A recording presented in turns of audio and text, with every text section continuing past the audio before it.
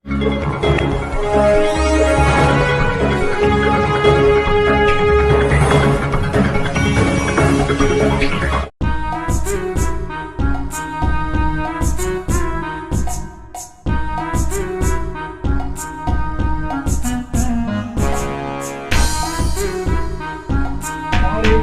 आदमी के हाथ में शहर दुनिया देना है, जिससे शहर दुनिया का नक्शे कदम बदलने में, हमारे जिंदगी में हमारे बच्चों के भविष्य को बदलने के लिए हमें ऐसा आदमी चुनना चाहिए कि जो विकास और विजन की बात करे, ना कि कोई धर्म के ऊपर वोट मांगे। आज हम जैसा देख रहे हैं कि जितने उम्मीदवार चुनाव लड़ रहे हैं, वो उम्मीदवारों में से कोई उम्मीदवार विकास के ऊपर बोलने तैयार नहीं, वो अपने विजन के ऊपर बोलने तैयार नहीं। शहर दुनिया के हालात कैसे बदलेंगे, शहर दुनिया में का रहने वाला हर एक आदमी के जिंदगी में बदलाव कैसा आएगा, इसके बारे में बोलने कोई उम्मीदवार तैयार नहीं है। और यहाँ तक कि मैं बताता हूँ कि जब यहाँ की प्रेस क्लब ने सब उम्मीदवारों की एक मीटिंग लगाई कि सब उम्मीदवार एक व्यासपीठ पे और जनता उन्हें प्रश्न पूछेगी, तो मुझे ऐसा मालूम पड़ा कि इसमें से बहुत से उम्मीदवारों ने बोले कि हम वहाँ आएंगे नहीं, इसीलिए वो मीटिंग हो नहीं पाई।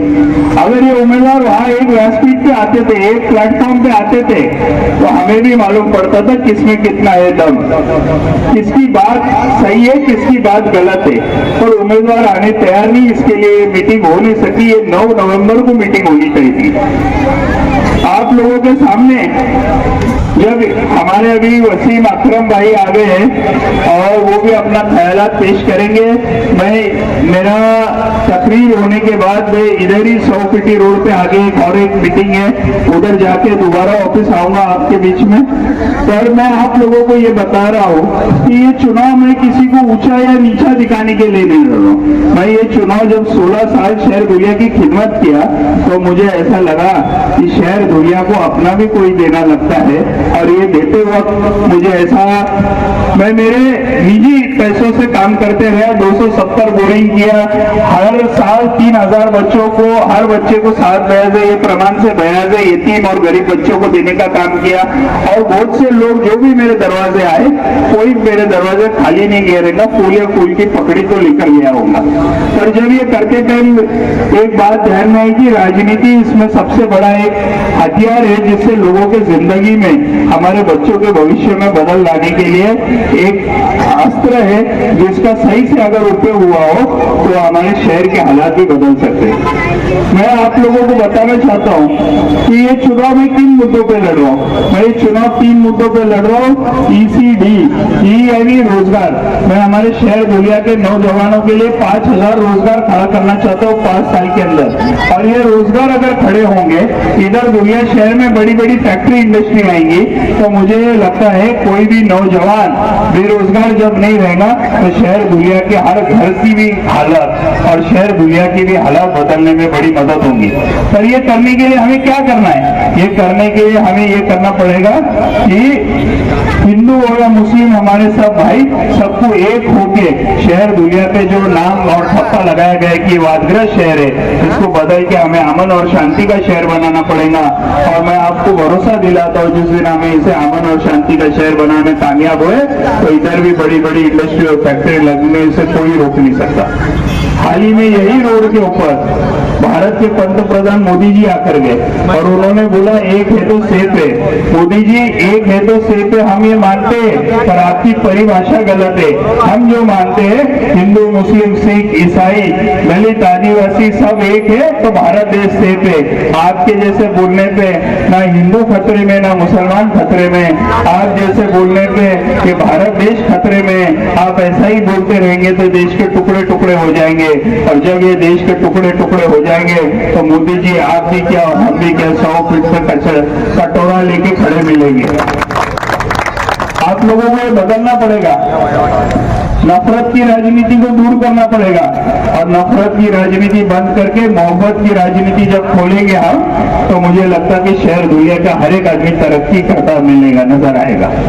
दूसरा काम क्या करना चाहता हूँ, मैं इस शहर को भ्रष्टाचार से मुक्ति दिलाना चाहता हूँ। इस शहर में जितने भी विकास काम हो रहे हैं, ये शहर में कि हर विकास काम के अंदर भ्रष्टाचार हो रहा है, टक्केवारी ली जा रही है। 2014 से अगर 2024 तक के हर विकास काम का अगर इंक्वायरी की गई और जब ये इंक्वायरी आएंगी तो मैं आपको ये बताता हूँ कि एक नई जेल खोलना पड़ेगी, इतने आरोपी मिलेंगे।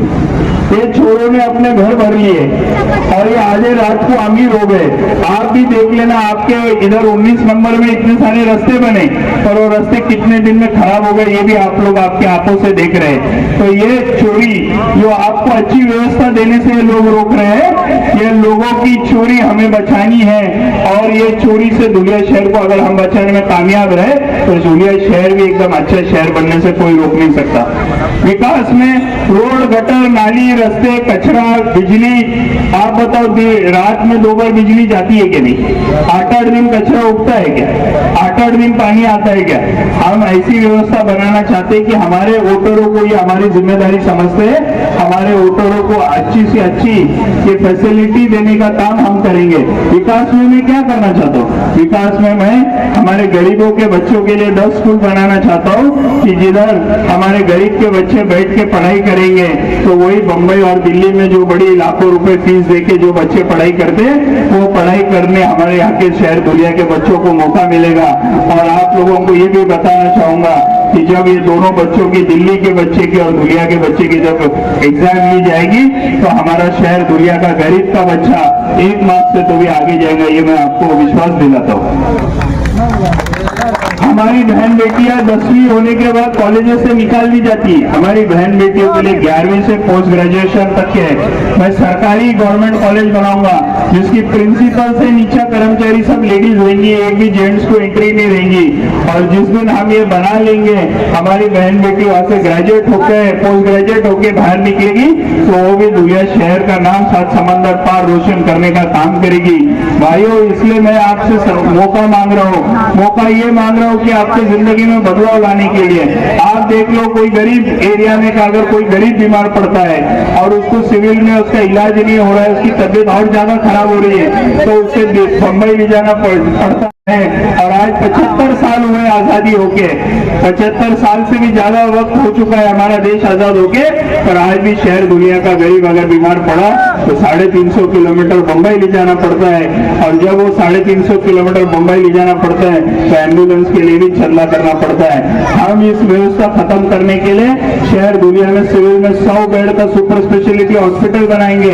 जो सुपर स्पेशलिटी हॉस्पिटल में धुले नंदुरबार जलगांव का कोई भी गरीब अगर बीमार पड़ा तो उसका इलाज या दुलिया में होगा, और जब वो दुलिया में उसका इलाज होगा तो मुझे ये यकीन है कि जल्द से जल्द तंदुरुस्त होकर अपने घर जाने का काम अल्लाह के फजल करम से हो जाएगा। ये काम करते वक्त हम हमारे माओं और बहनों के लिए एक बेटी गार्डन बनाना चाहते हैं जिधर हमारे माँ बहनें जाकर अपने जिंदगी का आनंद ले सके। 5 एकड़ में इंटरनेशनल लेवल का एक बेटी गार्डन बनाया जाएगा जिधर कोई भी बच्चा 7 साल के ऊपर का उम्र का लड़का रहेगा उसको एंट्री नहीं रहेगी, सिर्फ हमारी माँ बहनें वहां जाएगी और उनके लिए एक अच्छा गार्डन में वो अपने भी जीवन का आनंद लेने का काम होगा। ये व्यवस्था हम खड़ी करना चाहते हैं। आप मुझ पे यकीन रखिए, भरोसा रखिए, अगर 270 बोरवेल में मेरे पैसे से किया है तो वो भी 4 कोपरे से 4 बसें सिविल के लिए छोड़ी जाएंगी। कोई गरीब को 200 रुपए खर्चा नहीं आएगा सिविल जाने का, सिर्फ सिविल की पर्ची बताना, बस में चढ़ लेना और अपना सिविल में जाके इलाज करके फ्री में घर पे आना। ये व्यवस्था करने का काम हम आपके लिए करेंगे। मैं आप लोगों को ये बताना चाहूंगा कि ये सब करने के लिए मुझे आपकी साथ की जरूरत है, आपके वोट की जरूरत है। आने वाले 20 तारीख को आप साइकिल के सामने का बटन दबा के साइकिल को कामयाब बनाइए। हमारी साइकिल जो बम्बई जाएंगी, ये साइकिल वो है कि जो गरीब आदमी भी चलाता है और दिन में सवेरे उठ के मुकेश अंबानी जैसा दुनिया का सबसे पैसा वाला आदमी चर्बी गिराने के लिए भी चलाता है। तो ये जो साइकिल आएगी तो चोरों की, घमंडियों की, दादा लोगों की, सबकी चर्बी उतारने का काम ये साइकिल करेंगी। अमन और शांति के साथ दुनिया शहर को आगे ले जाने का काम करेगी। दुनिया शहर में कभी कोई प्रकार का विवाद नहीं होगा। ये काम करने के लिए आप साइकिल को कामयाब बनाओ। आने वाले कल में आप सतर्क सतर्क रहो। मैं आप लोगों को यही भी पूछता जाता हूँ कि जब आप बीमार पड़ते तो डॉक्टर के जाते कि इंजीनियर के पास, किसके पास जाते? तो मैं आपको ये बताना चाह रहा हूँ, मेरी जो पढ़ाई अमेरिका में हुई, मेरी पढ़ाई जो इंग्लैंड में हुई और जो मेरी पढ़ाई न्यूजीलैंड में हुई, ये सब राजनीति और राजनीति से संबंधित पढ़ाई हुई है। अगर मेरे जैसा आदमी वहाँ विधानसभा में गया तो आपका बेटा, आपका भाई वो आपकी बुलंद आवाज बोल के धड़केगा, आपके हर प्रश्न के लिए लड़ेगा और बंबई से आपके लिए विकास खींच के लेकर आएगा। आपको जाते जाते ये भी गवाही देता हूँ, जिंदगी में मेरे हाथ से कोई ऐसा काम नहीं होगा जिससे मैं कुछ लोगों को बिककर जातिवादी पार्टियों, बीजेपी जैसे पार्टियों को मदद करने का काम नहीं करूंगा। विधानसभा में, विधान परिषद और राज्यसभा के चुनाव में कभी बीजेपी को अपना वोट बेचूंगा नहीं। इधर से आपके वोट पे चुन के जाके वोट बेचने का काम करूंगा नहीं। और बहुत लोगों ने मेरे बारे में गलत अफवाह उठाई है। आज वो एक वीडियो भी हमारा फेसबुक पे और सब जगह आ चुका है। मैंने मेरी सफाई दिया है और सफाई ऐसे जगह से दिया है कि जो दुनिया में सबसे मुकद्दस सरजमीन है वहां से मैंने सफाई दिया है। आप भरोसा करिए, यकीन करिए, आपका भाई बेटा आपको जिंदगी में कभी रुसवा होने नहीं देगा। और आपको लगा कि इरशाद जागेदार ने कभी आपके साथ गलत काम किया है तो आप आपके पैर में की चप्पल भी निकाल सकते। मेरे लिए ये आपको अधिकार देते हो जाता हूँ। और फिर आपसे एक बार अपील करता हूँ कि आने वाले 20 तारीख को आप साइकिल के सामने बटन दबाओ, साइकिल को कामयाब करो। मैं तो कमल का फूल टूट के पड़ा है, मशाल भी बुझ गई है और जो मशाल पे खड़ा है तो उसके बारे में तो आप सब जानते हैं। उसको मैं बोलना चाहूंगा, अरे बावले, ये देश के मुसलमान मौलाना आजाद की एक बात पे रुक गए थे कि ये देश तुम्हारा है। मौलाना आजाद ने बोले थे इधर तुम्हारे बाप दादा की हड्डियां गड़ी है और तू हमको बोल रहा है क्या वंदे मातरम बोलो, नहीं तो तुम्हारे देश में जाओ। तो ऐसे भी जो नवे नवे सेक्युलरिटी का छोड़ा लाके आ रहे हैं, ये लोगों से भी आप सावधान रहना और इनको कभी कामयाब होने न देना, क्योंकि एक बार वो वहां जाएंगे तो वो अपने असली रंग दिखाएंगे। ये आपको बताता हूँ और आपसे गुजारिश करता हूँ कि 20 तारीख को साइकिल को कामयाब बनाओ। ये साइकिल आपके लिए विकास खींच के लाएंगी। ये साइकिल सिर्फ साइकिल नहीं है, उम्मीद की साइकिल है। आपके बच्चों के जीवन में, आपके जीवन में सब में बदलाव लाने का काम करेगी। यही आपको गवाही देता हूँ और मेरे दो शब्द खत्म करता हूँ। जय हिंद, जय महाराष्ट्र, जय समाजवाद।